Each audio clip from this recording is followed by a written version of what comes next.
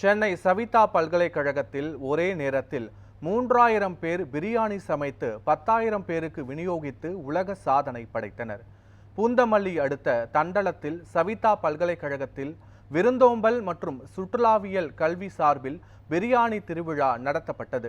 விழாவிற்கு பல்கலைக்கழக வேந்தர் வீரையன் தலைமை தாங்கினார்.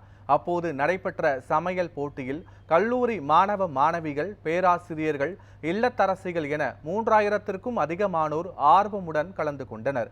1500 அடுப்புகளில் ஆற்காடு, ஹைதராபாத் பிரியாணி, சீரக சம்பா பிரியாணி, கொரியன் பிரியாணி என்று விதவிதமான பிரியாணி செய்து அசத்தினர்.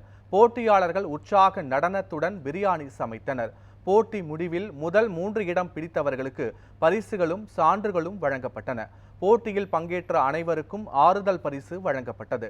ஒரே நேரத்தில் 1500 அடுப்புகளில் 3000 பேர் பிரியாணி சமைத்து அமெரிக்கன் புக் ஆஃப் ரெக்கார்டில் இடம் பெற்றது.